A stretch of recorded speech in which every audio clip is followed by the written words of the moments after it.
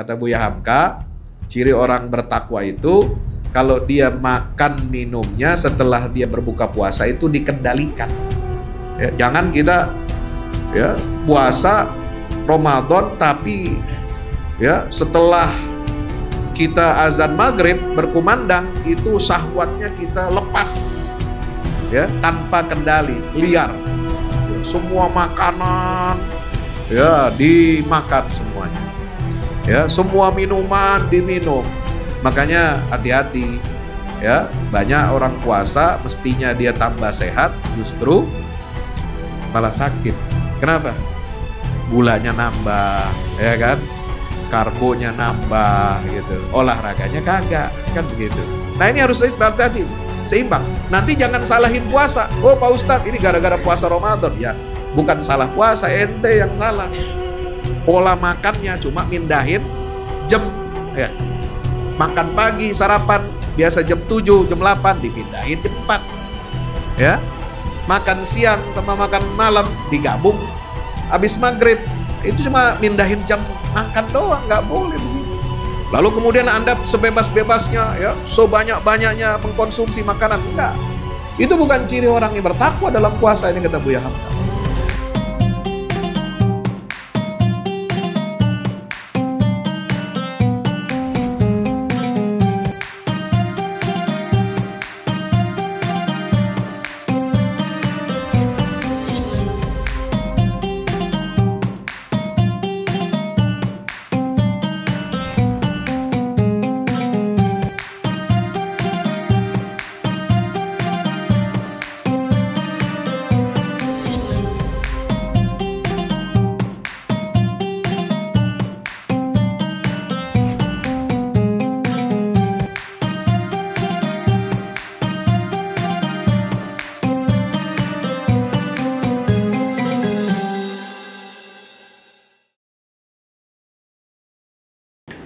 Wahyikum bitahiyatul Islam. Assalamualaikum warahmatullahi wabarakatuh. Waalaikumsalam warahmatullahi wabarakatuh.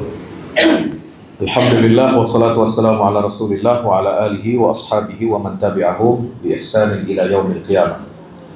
Subhanaka la ilma lana illa ma 'allamtana innaka antal alimul hakim. Rabbi zidna ilma warzuqna fahma. Hadirin hadirat jamaah Masjid Wisma Bakri yang insyaallah mudah-mudahan kita senantiasa dirahmati, senantiasa diberkahi, senantiasa diberikan kesehatan lahir dan batin. Insyaallah hari ini kita sudah berada pada tanggal 25 Sya'ban ya. 25 Sya'ban tahun 1445 Hijriah. Sebentar lagi kita akan masuki bulan suci Ramadan. 4 hari akan berakhir bulan Sya'ban ini menurut perhitungan hisab. Kalau mengikuti pedoman dari maklumat Muhammadiyah, atau yang kemungkinan besar yang diputuskan oleh pemerintah itu akan berakhir 5 hari lagi karena Sya'ban akan digenapkan. Karena posisi bulan atau hilal ya, pada tanggal 29 Sya'ban itu kemungkinan besar belum bisa diobservasi atau belum bisa diru'yah, sehingga digenapkan harinya 30 Sya'ban. Sehingga kalau Muhammadiyah memulai puasa tanggal 11 Maret, maka umat Islam dan juga pemerintah akan memutuskan berpuasa pada hari Selasa 12 Maret.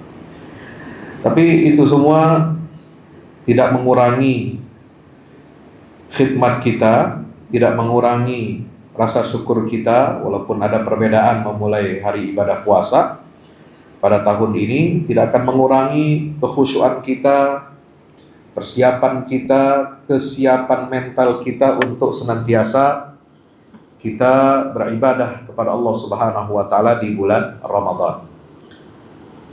Tarhib itu berasal dari kata rahaba yurahibu, artinya melapangkan jiwa, melapangkan dada. Al-ardur rahbah, itu artinya tanah yang lapang. Ya, kemudian Al-Baitur Rahib itu artinya rumah yang lapang. As-Sadrur Rahib itu artinya dada yang lapang. Maka ketika kita mengatakan marhaban ya Ramadan, bukan semata-mata kita artikan welcome Ramadan, ya. Tapi juga harus dimaknai sebagai apa? Kita menyambut datangnya bulan suci Ramadan itu dengan kelapangan, dengan jiwa yang lapang, dengan hati yang lapang. Ya, karena Ramadan ini membawa banyak kebaikan. Ya. Selebar apapun hati yang kita siapkan, sehebat apapun upaya-upaya jiwa yang kita siapkan itu tidak akan mencukupi, ya. Tidak akan bisa menampung seluruh kebaikan-kebaikan yang ada di bulan suci Ramadan. Ya. Ibarat kalau kita punya talang, ya, air hujan di musim hujan, ya, ada hujan level biasa, sedang atau lebat, ya. Kita punya talang, kita punya apa? Wadah untuk, ya, menampung air hujan. Seberapa besar Anda punya wadah, ya, untuk menampung air hujan? Kalau nampungnya cuma ember sedang yang isinya cuma berapa? 30 liter, ya itu akan kebanjiran. Artinya apa? Akan luber. Ya. Tidak bisa menampung semua isi air hujan. Kalau kita punya penampungannya, kapasitasnya lebih besar dari itu, ya kita akan mendapatkan lebih besar daripada itu. Ya. Demikian pula ketika kita menerima kebaikan-kebaikan bulan suci Ramadan, maka kita harus siapkan jiwa yang lapang, hati yang lapang untuk kita bisa semaksimal mungkin menampung kebaikan-kebaikan yang ada di bulan Ramadan. Makanya doa menyambut datangnya bulan Ramadan itu apa? Ya, Assalamualaikum. Tahu doanya? Doa menyambut datangnya bulan Ramadan. Hadis yang diriwayatkan oleh Imam At-Tirmidzi, ya, dari Talhah bin Ubaidillah radhiyallahu anhu. Talhah bin Ubaidillah, ya, radhiyallahu anhu beriwayatkan dari Nabi SAW bahwasanya apabila Rasulullah melihat datangnya atau terlihatnya hilal bulan Ramadan yang menandakan esok hari itu adalah tanggal 1 Ramadan, malamnya tarawih dan paginya sahur kita berpuasa. Jika Nabi melihat hilal Ramadan, maka Rasulullah Sallallahu Alaihi Wasallam berdoa. Apa doanya? Allahumma. Ayo baca. Allahumma ahillahu alaina bil amni wal imani was salamati wal islami Rabbi wa Rabbukallah. Ada riwayat juga yang menyatakan, mungkin ini saya tidak tahu ada perbedaan cetakan atau perbedaan redaksi, ya. Ini yang masyhur itu al-amni wal iman. Tapi yang ada juga di dalam ensiklopedia beberapa kitab hadis, ya, menyatakan bahwa al-amni itu redaksinya lain, yaitu al-yumni, ya. Jadi bacanya Allahumma ahillahu alaina bil yumni wal iman wassalamati wal islam Rabbi wa Rabbukallah. Ya, ala kulli hal, apapun perbedaannya, ini hadis sahih. Ya, diriwayatkan oleh Imam Tirmidzi, meskipun tidak ada dalam riwayat Sahih Bukhari dan Muslim. Bukan berarti kitab hadis lain di luar Sahih Bukhari Muslim, seperti misalnya kitab-kitab sunan, ya, bukan berarti derajatnya kurang sahih. Ada yang sahih, ya, sama dengan Bukhari Muslim, ya. Ada juga yang hasan, ada juga yang lemah. Tapi hadis yang diriwayatkan oleh Imam Tirmidzi ini dari Talhah bin Ubaidillah ini derajatnya sahih. Ya Allah, tampakkanlah bulan Ramadan itu kepada kami, ini artinya bil yumni, dengan kebaikan, wal iman, dengan keimanan, wassalamati, dan keselamatan, wal Islam, juga dengan keislaman. Rabbi wa rabbukallah, Tuhanku dan Tuhanmu. Tuhannya siapa? Munya itu siapa? Bulan. Ya, hilal itu yang muncul. Jadi Tuhanku dan Tuhanmu, wahai bulan, hilal, bulan Ramadan, adalah Allah Subhanahu wa Ta'ala. Ini menandakan apa? Bahwa Nabi SAW mengharapkan kebaikan-kebaikan dari bulan suci Ramadan. Iya. Kalau hati kita sempit, itu nggak bisa menampung kebaikan Ramadan yang begitu luar biasa banyaknya.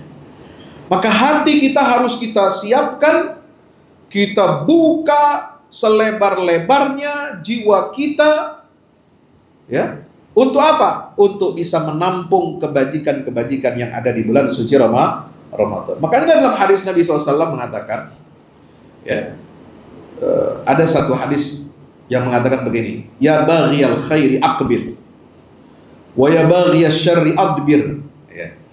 Wahai orang-orang yang menginginkan kebaikan, sini datanglah. Ayo berlomba-lombalah kamu di dalam kebaikan di bulan Ramadan ini. Wa ya baghiyasy syarri adbir. Wahai orang yang menginginkan keburukan di bulan Ramadan ini, minggir. Ya, jangan dekat-dekat bulan Ramadan. Karena antara kebaikan dan keburukan itu tidak bisa menyatu seperti halnya minyak dan air. Ya. Maka kebaikan itu begitu berlimpah di bulan suci Ramadan ini. Ya. Bagaimana kebaikan-kebaikan yang ada di bulan suci Ramadan? Pertama, Allah Subhanahu wa Ta'ala meninggikan derajat kita orang-orang yang berpuasa ini, dimasukkan kita ke dalam golongan orang-orang yang beriman dan bertakwa kepadanya. Nah, ini derajat yang paling tinggi. Makanya seruan perintah untuk kewajiban kita berpuasa di bulan Ramadan ini itu diawali dengan seruan ya ayyuhalladzina aman. Wahai orang-orang yang beriman. Ya. Jadi seruannya itu orang beriman.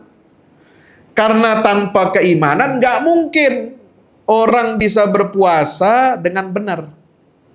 Ya mungkin aja kalau puasa sekedar puasa, ya, sekedar menggugurkan kewajiban bisa, tapi rasa-rasanya berat. Ya, orang sekedar menggugurkan kewajiban itu biasanya apa? Berat. Ya, hatinya dongkol. Bahkan itu lebih kepada apa? Menyiksa diri sendiri. Ya. Kalau dia niatnya bukan karena Allah, niatnya misalnya karena untuk apa? Melangsingkan badan. Ada? Ada. Ya. Salah satu treatment untuk apa? Diet, ya kan? Langsing, ya, supaya mempercantik tubuh, memperindah tubuhnya. Puasa ketat. Tapi itu menyakitkan diri. Kenapa? Karena nggak ada niatnya karena Allah. Capek dia, ya, letih, lesu, nggak ada nilai tambahnya. Ya, makanya kalau kita berpuasa itu niatnya yang pertama adalah karena Allah Subhanahu Wa Taala. Niat untuk kesehatan, iya, memang betul. Ada ungkapan sumu tasihu, puasalah kamu akan sehat. Tapi niat kesehatan itu bukan nomor satu. Ya, itu bonus dari Allah. Ya. Niatnya adalah nawaitu sauma ghadin an adai fardhi syahri ramadhana lillahi, bukan li kesehatan, bukan li kecantikan, ya, bukan li diet, ya, bukan li ngebuatin penyakit diabetes, ya. Enggak, ya. Beda, Pak. Puasa kita kalau kita mau ambil darah, ya kan? Ya, atau puasa kita mau nurunin tensi darah, itu beda sama puasa Ramadan. Kalau puasa-puasa yang dianjurkan dokter, ya, sebelum ambil darah, sebelum tes ini, tes itu puasa kesehatan namanya. Ya. Itu puasanya nggak lama, paling berapa jam, ya, nggak makan sebelum diambil darahnya. Setelah itu boleh makan, ya kan?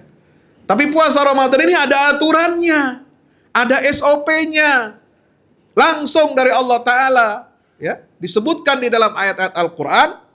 Dimulai dari surah Al-Baqarah ayat 183 sampai 188. Ya, SOP-nya ada jelas semua di situ. Ya, terutama di surat Al-Baqarah kalau kita lihat, Bapak Ibu yang dirahmati Allah Subhanahu wa taala, SOP puasa Ramadan itu di 187. Ya, ketika Allah menyatakan uhilla lakum lailatas shiyamir rafathu ila nisaikum hunna libasul lakum wa antum libasul lahun. Ya, alimallahu annakum kuntum takhtanun anfusakum fataba alaikum wa afa ankum fal'ana bashiruhunna wabtaghu ma kataballahu lakum wa kulu washrabu. Jadi malam itu Allah menyatakan apa? Boleh kalian halal menyentuh, menggauli istri kalian. Ya, sebab apa? Siangnya nggak boleh. Ya, siangnya haram meskipun itu istri kamu yang halal. Ya, sah. Nggak boleh digauli, nggak boleh ada hubungan suami istri di siang hari bulan Ramadan dari terbit fajar sampai terbenam matahari. Lalu apa? Wa kulu washrabu. Boleh, silakan malam kamu makan minum. Tapi ingat, ya, jangan sampai makan dan minum kita berlebihan. Ya, ini kita harus mengendalikan diri. Siapa? Kata Buya Hamka, ciri orang bertakwa itu kalau dia makan minumnya setelah dia berbuka puasa itu dikendalikan. Ya, jangan kita ya puasa Ramadan tapi ya setelah kita azan maghrib berkumandang itu syahwatnya kita lepas ya tanpa kendali, liar. Ya, semua makanan ya dimakan semuanya. Ya, semua minuman diminum. Makanya hati-hati ya, banyak orang puasa mestinya dia tambah sehat justru malah sakit. Kenapa? Gulanya nambah, ya kan? Karbonya nambah gitu. Olahraganya kagak, kan begitu. Nah, ini harus berhati-hati ini. Seimbang. Nanti jangan salahin puasa. Oh, Pak Ustadz, ini gara-gara puasa Ramadan. Ya, bukan salah puasa, ente yang salah. Pola makannya cuma mindahin jam. Ya. Makan pagi, sarapan biasa jam 7, jam 8 dipindahin jam 4. Ya. Makan siang sama makan malam digabung. Habis maghrib itu cuma mindahin jam makan doang, nggak boleh begitu. Lalu kemudian Anda sebebas-bebasnya ya, sebanyak-banyaknya mengkonsumsi makanan, enggak. Itu bukan ciri orang yang bertakwa dalam puasa, ini kata Buya Hamka. Gitu ya. Maka itu kita harus sadar, sesadar-sadarnya kita harus berhati-hati ya, bahwa puasa ini adalah panggilan keimanan. Itu nomor 1. Ya. Panggilan keimanan bagaimana? Ya, sebab puasa ini menuntut kita untuk pengorbanan diri. Pengorbanan diri. Apa? Meninggalkan kebiasaan-kebiasaan kita. Meninggalkan kebiasaan harian kita. Meninggalkan apa yang dihalalkan oleh Allah Subhanahu wa ta'ala. Ini latihan. Ada waktunya. Ya, kita dikarantina sebulan penuh, massal. Ini ibadah kolosal, ibadah global. Umat Islam, kita pengennya sih di seluruh dunia ini mulainya bareng. Ya, kalau ada bisa terwujud kalender hijriah global, ya itu bagus. Kita bisa memulai ibadah-ibadah berjamaah kolektif umat Islam ini dimulai pada hari yang sama, meskipun beda jamnya, ya kan? Nggak mungkin dong kita mulai puasa itu semuanya jamnya sama. Kenapa? Karena permukaan bumi ini garis lintangnya berbeda-beda, ya. Posisi utara, selatannya, timur, baratnya berbeda-beda. Jadi pasti beda jam itu. Cuma kita pengennya kita mulainya harinya hari sama, tanggalnya sama gitu. Misalnya disepakati ya kriterianya bagaimana. Ya, kita mulai 1 Ramadan misalnya apakah 11 Maret apakah 12 Maret. Rata semua negeri Islam, seluruh dunia Islam baik dari timur sampai ke barat itu semuanya mulai di hari tanggal yang sama. Meskipun jamnya berbeda. Kita pengennya begitu. Ya, jangan sampai ya mulainya berbeda, nanti Idul Fitri juga berbeda. Yang ribet lagi Pak, kalau di negara-negara barat, ya negara-negara yang muslimnya minoritas, ya umat Islam sudah mengajukan bagaimana hari raya Idul Fitri, Idul Adha ini bisa jadi hari libur mereka. ya, hari nasional, kalau nggak bisa hari libur nasional, ya minimal bisa mereka cuti untuk bisa merayakan hari raya Idul Fitri dan Idul Adha. Nah, cuma masalahnya, ini pengalaman nih, nggak di Australia, nggak di Jepang, nggak di Amerika, nggak di Eropa, ya. Pengalaman saudara kita umat Islam di sana, di negara-negara itu, ini mengajukan cuti hari raya Idul Fitri Idul Adhanya kebingungan, ya. So apa? Ya, ada yang kekeh harus nunggu ru'yatul hilal. Nah, kan nggak bisa begitu. Orang mau ngajuin cuti nggak bisa, harus tanggalnya pasti. Nggak bisa mendadak ngajuin cuti 1 hari sebelumnya. Atau sore besok mau lebaran baru ngajuin cuti, itu nggak bisa. Itu negara barat kan begitu. Nah, jadi harus disepakati nih, mekanismenya seperti apa. Ya. Harus bisa diprediksi. Ya, harus bisa memudahkan bagi umat Islam, terutama yang minoritas muslim. Kalau kita sih yang mayoritas muslim nggak masalah. Ya. Karena apa? Karena kita negara mayoritas muslim, kita pasti libur Idul Fitri Adha itu libur nasional. Kemudian pemerintah sudah memberikan patokan apa? Cuti bersama dari 1-2 hari sebelumnya sampai 4 atau 5 hari setelahnya, kan begitu. Tapi kalau negara sana nggak bisa begitu, Pak. Ya, nggak punya keleluasaan gitu. Ya, jadi harus firm harinya hari apa, kamu minta cuti bersamanya hari apa, dan itu hanya 1 hari. Nggak bisa 2 hari, 3 hari gitu. Karena itu berkaitan dengan hari kerja, kecuali hari Idul Fitri Adhanya itu bertepatan dengan weekend, ya, Sabtu atau Minggu gitu. Nah, Bapak Ibu dirahmati Allah Subhanahu wa taala, maka itulah pengorbanan ini sangat penting, ya. Pengorbanan diri. Ya, kita meninggalkan kebiasaan-kebiasaan kita, meninggalkan apa yang dihalalkan oleh Allah, supaya apa? Kita terlatih memiliki kekuatan jiwa, kekuatan mental untuk apa? Bisa meninggalkan perbuatan-perbuatan yang dilarang, yang diharamkan oleh Allah Subhanahu wa taala. Jadi ini latihan kita, semakin kita mengupgrade diri, memperkuat diri.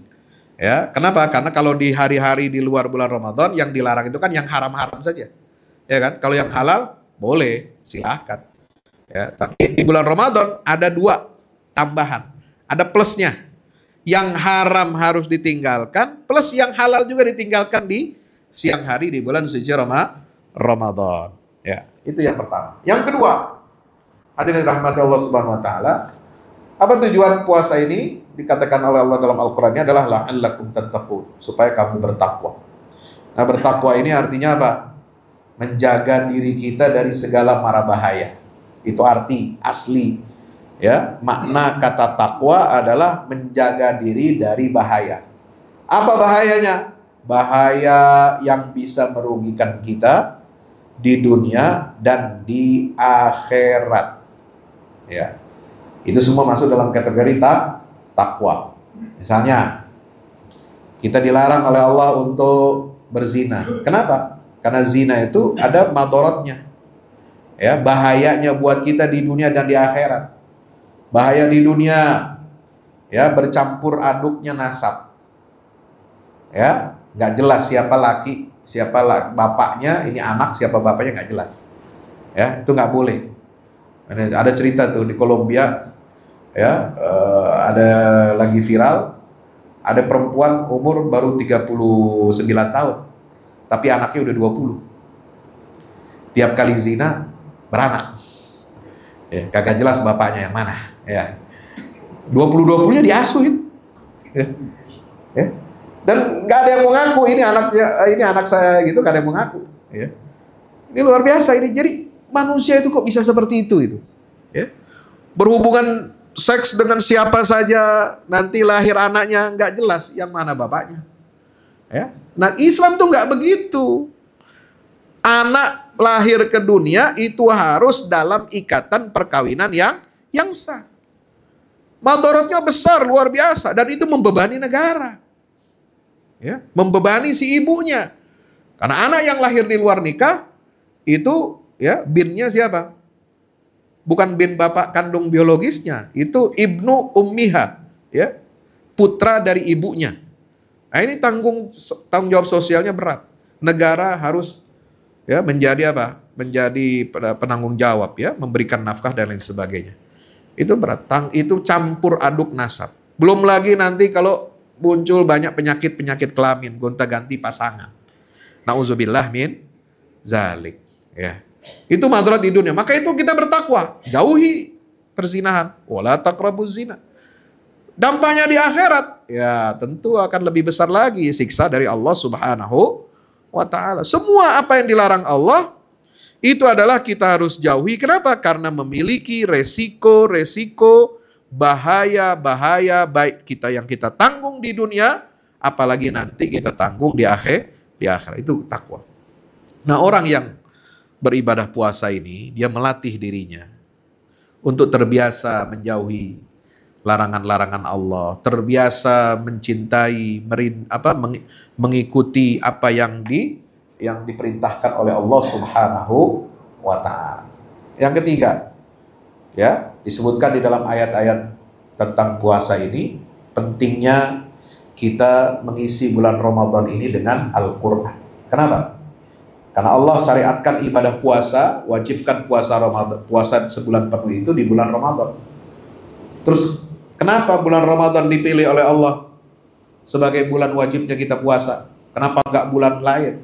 Kenapa enggak bulan Muharram? Kenapa enggak bulan Rabiul Awal? Kenapa enggak bulan Rajab misalnya? Kenapa enggak bulan Jumadil Awal? Enggak. Ya, Allah pilih bulan Ramadan sebagai bulan wajibnya umat Islam sedunia berpuasa. Itu karena Ramadan itulah Allah turunkan Al-Qur'anul Karim. Ya, Allah Ta'ala berfirman, a'udzubillahi minasyaitonir rajim, syahrul ramadan alladzi unzila fihil Qur'an hudan linnasi wa bayyinatin minal huda wal furqan. Ya. Maka itu ketika ayat pertama menyatakan diwajibkan kamu berpuasa. Kemudian ayat 184-nya, ayat yang kedua mengatakan kapan puasanya? Ayaman ma'dudat. Hari-hari tertentu saja, hari berbilang, sebulan maksudnya. Ya, sebulan kan nggak banyak dibandingkan setahun. Ya, 1 bulan diminta Allah untuk kita puasa sebulan penuh, itu nggak banyak. Ya, kapan hari-harinya sebulan itu? Syahrul Ramadan alladzi unzila fihil Qur'an. Kita diwajibkan ibadah puasa itu pada bulan turunnya Al-Quran pertama kali. Subhanallah. Artinya apa? Kita puasa ini adalah untuk memuliakan Al-Quran. Memuliakan turunnya Al-Quran. Memuliakan petunjuk-petunjuk Allah yang ada dalam Al-Quran. Sebagai bentuk rasa syukur kita atas nikmat turunnya Al-Quran, maka Allah wajibkan kita berpuasa di bulan turunnya Al-Quran itu. Terus? Begitu aja? Enggak. Syukur nikmat kita terhadap turunnya Al-Quran itu, ya, dengan ibadah puasa di bulan itu, juga harus dengan cara bagaimana kita mensyukuri nikmat itu, yaitu dengan kita memperbanyak tilawatil Quran. Nah, makanya para ulama dulu mengajarkan kita agar kita perbanyak khatmul Quran, khatam Quran. Ya, Nabi SAW mencontohkan setiap hari beliau bertemu dengan Jibril setiap malam untuk tadarus Al-Quran, ya, memperbaiki bacaannya, mengoreksi bacaannya, dan karena itulah baginda Rasulullah SAW sangat rajin bersedekah di bulan Ramadan. Kenapa? Karena setiap hari, ya, berjumpa dengan malaikat Jibril bulan Ramadan, dibimbing bacaannya, dikoreksi bacaan-bacaannya. Nah itu. Jadi Ramadan tanpa baca Quran itu tidak ada nilai tambahnya, ya. Jadi bukan hanya sekedar puasa, ya. Jadi catat baik-baik teman-teman semua, puasa Ramadan harus kita iringi dengan apa? Memperbanyak membaca Al-Qur'an. Kalau bisa khatam satu kali dalam sebulan. Bagaimana caranya? Ya, setiap habis sholat fardu baca Qur'annya 2 lembar. Insya 5 kali sholat fardu berarti dapat 10 lembar. 10 lembar udah dapat 1 juz. Insya Allah. Itu kalau mau satu kali. Kalau mau 2 kali Pak Ustadz, bagaimana rumusnya? Tinggal tambah 2 kali lipat. Ya, jadi tiap habis sholat fardu itu 4 lembar. Ya, 5 dalam satu hari kali 5 jadi berapa? 20 lembar. 20 lembar itu 2 juz. 2 juz satu hari, ya berarti 15 hari dia sudah khatam Quran. Kalau sebulan dapat 2 kali khatam Quran, insya Allah. Demikian seterusnya. Kalau mau 3 kali dan seterusnya. Ya, kita nggak usah target muluk-muluk. Ya, bisa sekali aja udah syukur, insya Allah. Kalau dulu para sahabat itu mengajarkan kepada murid-muridnya agar apa? Punya wirid Quran. Wirid Quran, khatam Quran dalam 1 minggu, 1 pekan, 7 hari beres. Ya, itu sahabat. Ya, bagaimana rumusnya kalau sahabat Nabi itu? Dicatat oleh para ulama dengan teori rumusnya Pak. Fami bisyauqin. Fa mulai dari surat Al-Fatihah baca. Hari pertama sampai An-Nisa. Mim hari kedua mulai dari surat Al-Maidah sampai apa? Surat Yunus. Sebelum surat Yunus itu apa? At-Taubah, ya. Nah, hari ketiga mulai ya, fa, mim, ya. Ya itu surat Yunus. Bukan Yusuf, Yunus ya. Surat Yunus sampai surat An-Nahl. Ya, kemudian ba, bi syauqin. Ba itu surat Bani Israel, juz 15, ya. Shin Asy-Syu'ara hari kelima mulainya bacanya. Waw itu surat Was-Saffat, jadi waw. Ya, kemudian Qaf itu surat Qaf sampai surat An-Nas. Jadi itu rumusnya gampang ya buat ngingetin, ya. Jadi nanti kalau mau khatam Quran dalam 1 minggu, 1 pekan, kalau mau coba, ya kan kita jangan stuck, ya. Tahun lalu satu kali khatam aja gitu kan, nggak naik-naik. Ya, cobalah naik level 2 kali, cobalah naik level 3 kali. Nah coba nih, kalau pengen sebulan 4 kali, ada 4 minggu, ya kan, 7 harinya itu Anda bagi-bagi. 1 mulai dari surat Al-Fatihah, 2 nanti surat Al-Maidah mulai bacanya, yang ketiga di surat Yunus, yang keempat surat Bani Isra atau Al-Isra, kemudian surat Asy-Syu'ara hari kelima, hari keenamnya surat Was-Saffat, kemudian hari ketujuh surat Qaf sampai selesai surat An-Nas. Insya Allah. Saya kira itu yang dapat saya sampaikan. Tambahan sekali lagi, ya, satu hal yang sangat penting adalah doa. Ya, perbanyak doa di bulan suci Ramadan ini. Insya Allah. Kenapa? Karena Nabi SAW mengatakan salah satu doa yang tidak akan ditolak oleh Allah adalah as-saim hatta yuftir. Doanya orang yang berpuasa sepanjang hari dia berpuasa sampai dia berbuka. Itu doanya doa mustajab. Makanya ada ayat wa idza sa'alaka ibadi anni fa inni qarib ujibu da'watad da'i idza da'an falyastajibu li wal yu'minu bi la'allahum yashkurun. Itu doa. Maka biasakan berdoa di bulan Ramadan yang baik-baik. Doakan orang tua kita, doakan anak-anak kita, doakan istri kita, ya. Doakan saudara-saudara kita kaum muslimin muslimat, ya, apalagi yang ada di Gaza, sekarang lagi kelaparan, lagi dibombardir. Nauzubillah min dzalik, ya. Mudah-mudahan kita doakan terus mereka agar diberikan kekuatan dan pertolongan dari Allah Subhanahu wa taala. Nah, kesempatan bulan Ramadan perbanyak sedekah. Insya Allah. Jadi spend uang kita perbanyak untuk sedekah. Kita nggak ada makan siang bersama, ya. Biasanya sama teman di restoran anu, di restoran ini, restoran anu, ya, nggak ada. Nah itu uangnya kita simpan, kita buat pakai untuk apa? Sedekah harian. Insya Allah. Ya, saya kira itu pesan agar kita dapat, ya, mempersiapkan diri bekal untuk menghadapi bulan suci Ramadan. Mudah-mudahan iman dan takwa kita kepada Allah Subhanahu wa taala semakin tebal, semakin besar, ya, menjadi bekal buat kita untuk bertemu kepada Allah Subhanahu wa taala. Karena Nabi SAW bersabda, lis-shaimi farhatani, farhatun inda fitrihi wa farhatun inda liqa'i rabbi. Orang berpuasa memiliki 2 kebahagiaan. Yang pertama bahagia ketika dia berbuka puasa, dan yang kedua bahagia ketika dia berjumpa dengan Rabb-Nya Subhanahu wa ta'ala. Demikian aku qouli hadza, astaghfirullah li wa lakum. Wassalamualaikum warahmatullahi wabarakatuh.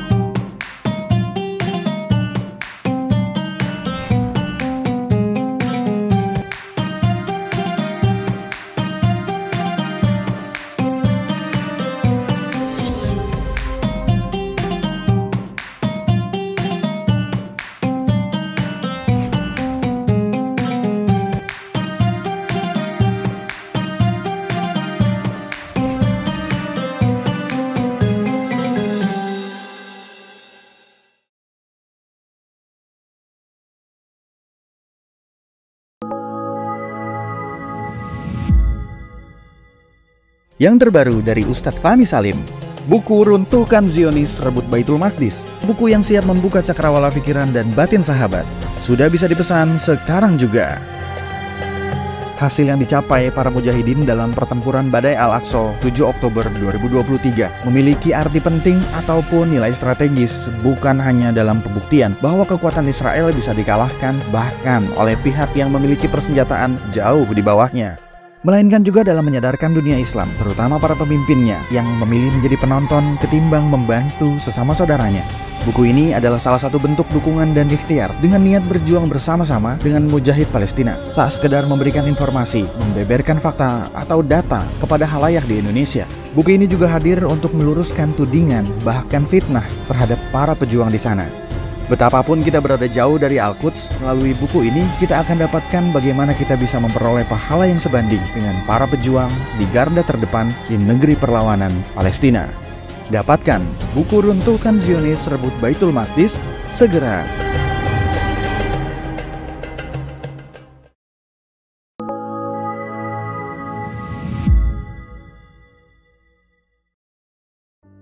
Assalamualaikum warahmatullahi wabarakatuh. Di zaman dan era global yang semakin menuntut kita untuk terus bergerak, ada kebutuhan yang senantiasa harus kita penuhi dalam kehidupan kita. Zaman di mana segala kebutuhan terasa sangat mendesak. Salah satunya adalah kebutuhan sarana dakwah Al-Quran sebagai pusat peradaban.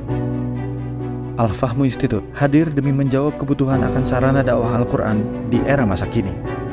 Kami melihat latar belakang yang ada untuk menjawab tuntutan seperti kebutuhan sarana dakwah Al-Quran yang meningkat di ibu kota, kebutuhan akan pusat pembibitan hafiz Al-Quran, kebutuhan pusat pengkajian Al-Quran, kebutuhan akan pusat dakwah kreatif berbasis Al-Quran, kebutuhan sarana media perekat umat Islam, ibu kota dan Indonesia, juga kebutuhan akan adanya sarana pusat kaderisasi guru tahfiz dan mufasir di ibu kota.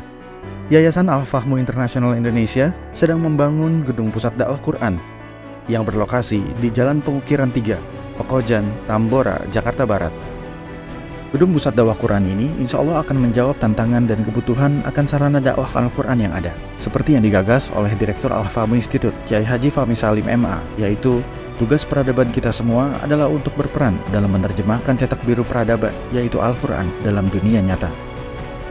Kami mengajak jamaah semua untuk ikut dalam perdagangan yang tidak merugi ini, sebagaimana yang disampaikan dalam Al-Quran Surat Fatir ayat 29-30, yang artinya, sesungguhnya orang-orang yang selalu membaca kitab Allah dan mendirikan sholat dan menafkahkan sebahagian dari rezeki yang kami anugerahkan kepada mereka dengan diam-diam atau terang-terangan, mereka itu mengharapkan perniagaan yang tidak akan merugi, agar Allah menyempurnakan kepada mereka pahala mereka dan menambah kepada mereka dari karunia-Nya. Sesungguhnya Allah Maha Pengampun lagi Maha Mensyukuri. Gedung Pusat Dakwah Quran Al-Fahmu Institute terdiri dari 4 lantai, di mana di lantai 1 terdapat Masjid Quran Mulia, dan di setiap lantainya insya Allah diperuntukkan demi berlangsungnya tugas mulia dalam perjuangan dakwah Al-Quran.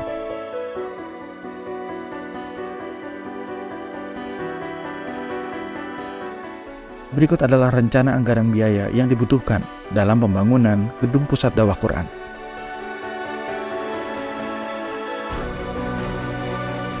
Dalam kesempatan yang mulia ini, kami mengajak jamaah semua untuk ikut dalam gerakan sedekah Lailatul Qadar di setiap malam ganjil di bulan Ramadan.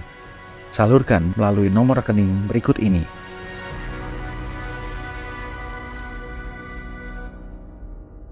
Al-Fahmu Institute, bahagiakan Indonesia dengan dakwah Quran.